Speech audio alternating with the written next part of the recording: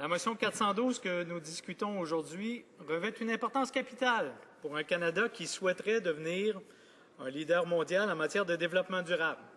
Parler de développement durable, ça reviendrait à dire que les aspects économiques, sociaux et environnementaux devraient s'harmoniser pour qu'un projet puisse aller de l'avant.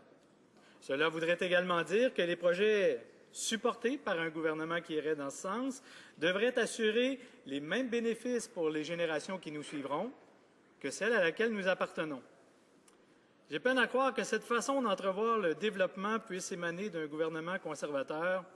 qui a maintes fois rejeté nos engagements internationaux en se retirant, par exemple, du protocole de Kyoto, ou qui est allé même jusqu'à pervertir la réalité en inventant du pétrole vert.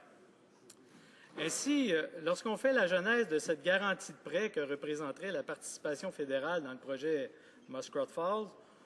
on découvre assez rapidement que le calcul était probablement un tantinet électoraliste et ne procédait nullement d'une véritable volonté de donner au gouvernement fédéral un rôle de leader en matière d'énergie renouvelable.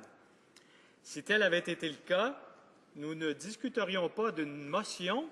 mais d'un véritable projet de loi qui donnerait des critères précis à tous les partenaires de la Fédération afin que chacun contribue à sa façon à l'atteinte d'un objectif environnemental global, commun et, je dirais, élevé.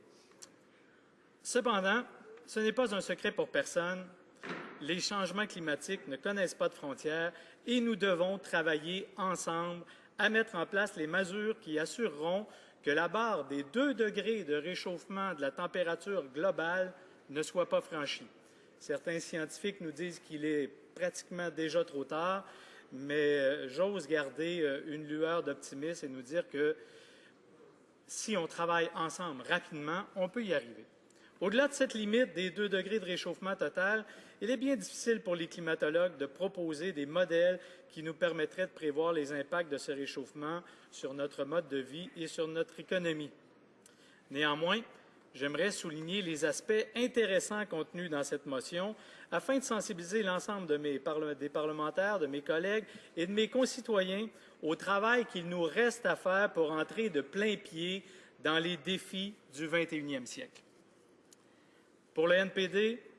la cohérence doit primer. Non seulement le chef du NPD reprend une position établie par son prédécesseur, le regretté Jack Layton, sur l'importante question du leadership dont doit faire preuve le gouvernement fédéral en matière de lutte au changement climatique et de développement des énergies vertes, mais il va de soi que ce modèle de garantie de prêt